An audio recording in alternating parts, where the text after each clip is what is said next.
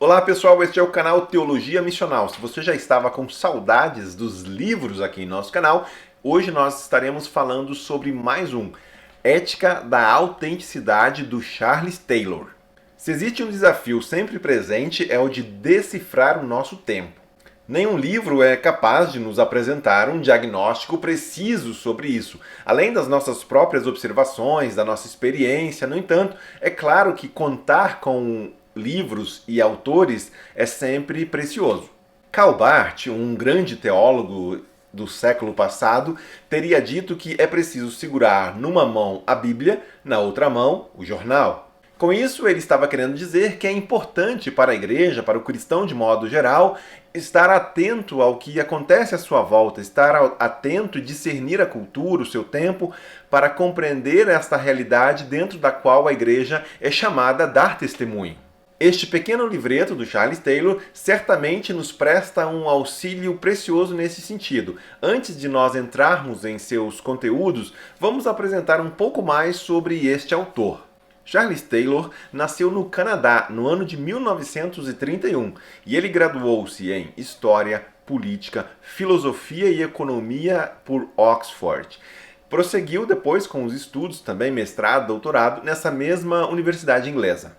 Como um católico praticante, investiu muito do seu tempo em investigar o fenômeno do secularismo. Uma Era Secular, inclusive, é o título de um importante livro dele publicado no ano de 2007. Talvez seja a sua obra mais conhecida no Brasil atualmente. É uma obra densa, com mais de 900 páginas, então se você está disposto a encarar e conhecer de fato o pensamento de Taylor, tá aí um baita desafio, 900 páginas, mas é um livro indispensável.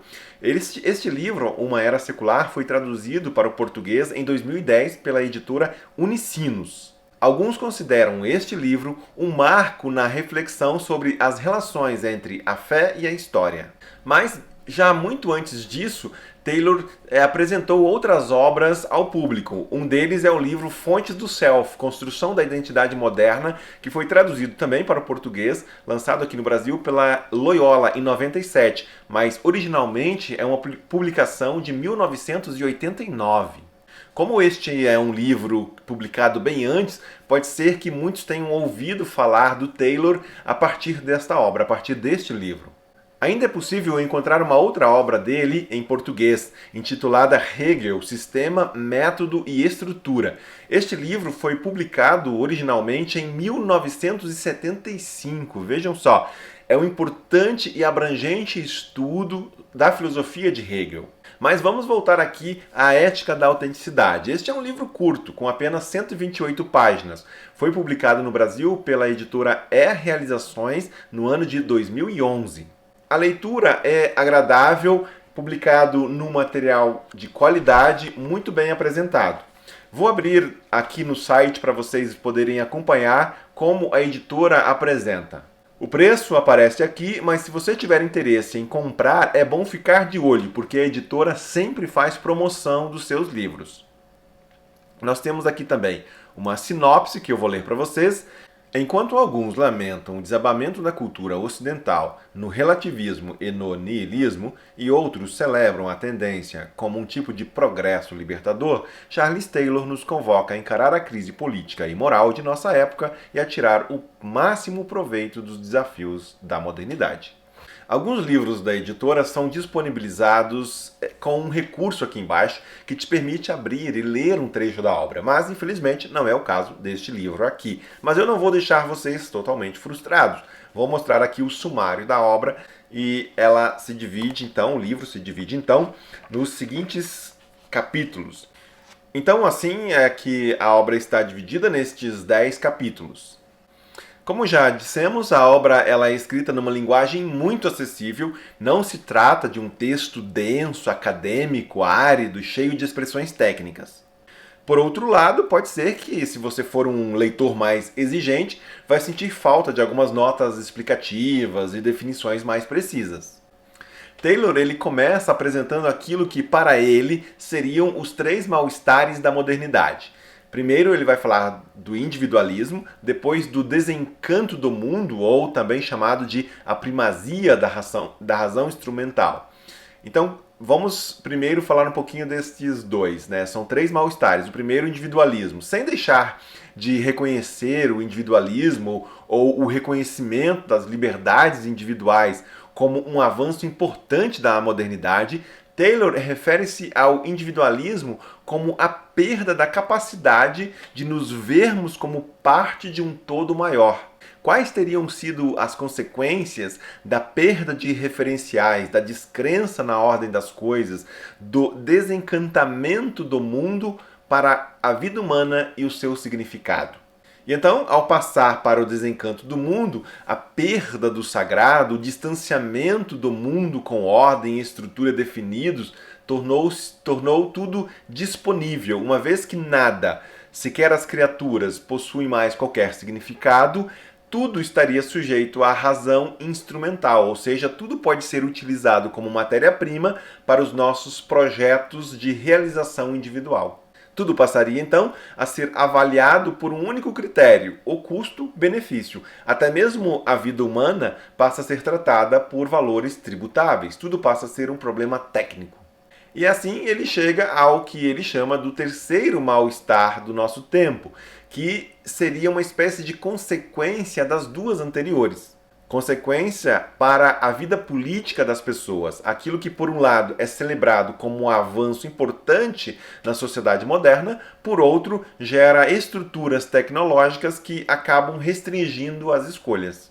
Cada vez mais voltadas para si, as pessoas elas acabam perdendo o protagonismo e estarão preocupadas com o quê? Com a sua satisfação privada, enquanto esperam que outros tomem por elas as decisões. Decisões que espera-se sejam para a minha satisfação. Ou seja, confiam e esperam do governo as decisões sobre aquilo que é melhor.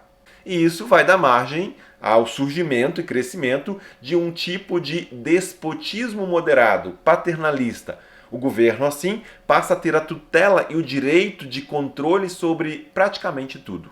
As pessoas parecem se importar cada vez menos com participação política e o resultado inevitável é que o indivíduo ele se vê só, abandonado diante do Estado burocrático.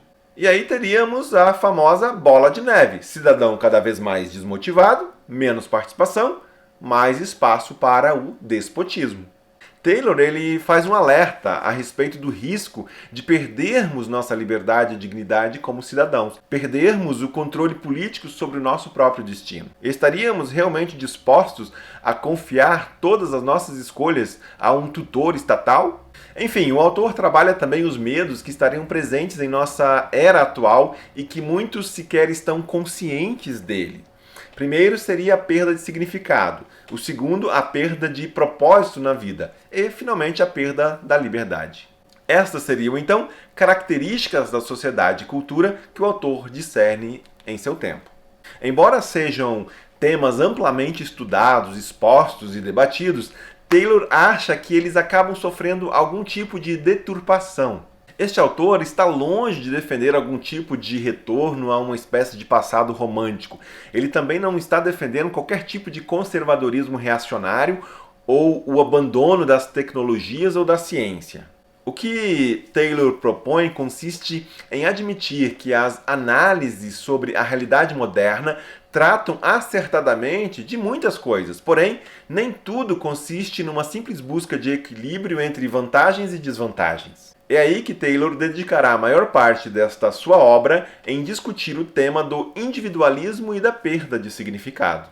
Já no segundo capítulo deste livro, o autor concorda que nós vivemos uma era de relativismo, porém, há um valor moral que surgiu e que estaria fortemente presente, o de que não se pode contestar os valores dos outros. Assim, o ideal contemporâneo seria o da autenticidade, que dá título ao livro. Importa é ser autêntico e que, assim, se respeite o fato de que cada um tem a sua própria moralidade. E uma marca dessa nova moralidade é que as pessoas sentem como se devessem perseguir a autorrealização. Qualquer coisa menos do que isso seria um desperdício de vida. Não há espaço para o debate sobre a moralidade ou do que cada um considera uma vida boa. Nessa sociedade liberal, cada um decide. Fazendo toda essa análise, o autor procura por uma posição original, assumindo que realmente há muito do que se criticar e discordar nessa cultura. Porém, nas palavras do próprio Taylor, a autenticidade deveria ser levada a sério como um ideal moral.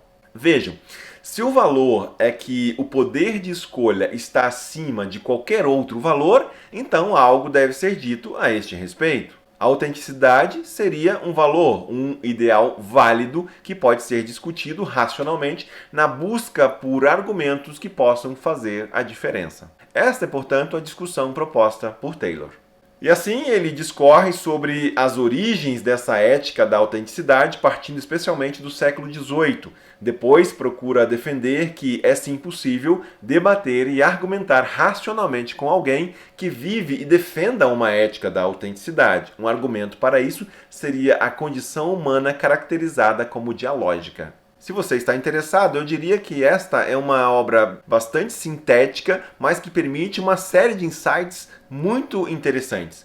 Como quando ele diz, na página 70, que as exigências da autenticidade elas estão intimamente ligadas à estética, considerando aqui uma mudança na maneira como se concebe a estética e a expressão artística, especialmente a partir do século XVIII. Resumindo, a arte não mais imita a realidade, mas é tomada como criadora, valorizada pelos sentimentos que é capaz de despertar. O belo, assim, passa a ser considerado na medida que é capaz de oferecer algum tipo de satisfação. Nesse contexto, o artista passa a ser bastante valorizado pela sua capacidade de ser original, considerando que, ao expressar a sua arte com originalidade, ele estaria sendo autêntico, autorrealizado. As exigências para uma legítima autenticidade deixam, assim, de basear-se numa moral externa e passam a ser definidas pela estética. Então, para este autor, a busca pela autenticidade como valor e autorrealização, pautada pela ideia da liberdade que não aceita se conformar com exigências externas, conduz para o único valor restante. Qual seria? A própria escolha. Isso, no entanto, intensifica todo um antropocentrismo que traz toda uma nova atenção para a ética da autenticidade. Ao tentar evitar os extremos de uma discussão que polariza simplesmente entre criticar ou aceitar incondicionalmente a cultura da autenticidade, Taylor propõe a tese de que deveria lutar pelo significado de autenticidade, ou seja, de que autenticidade nós estamos falando. Vejamos como o próprio autor coloca isso.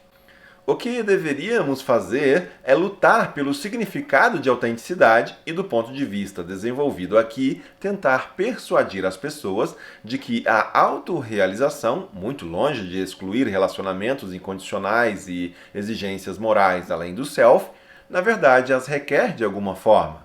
A batalha não deveria ser pela autenticidade, contra ou a favor, mas sobre ela, definindo seu significado correto. Taylor procura, assim, evitar tanto um pessimismo quanto um otimismo exagerado no que diz respeito à cultura. Enfim, eu não vou falar mais, porque senão você não vai nem precisar ler o livro, não vou dar todos os spoilers aqui. Ética da Autenticidade, de Charles Taylor. Nós recomendamos um livro excelente que ajuda você a compreender um pouco mais nesta realidade onde todos nós estamos imersos. Que Deus abençoe você, leia mais e seja você uma bênção.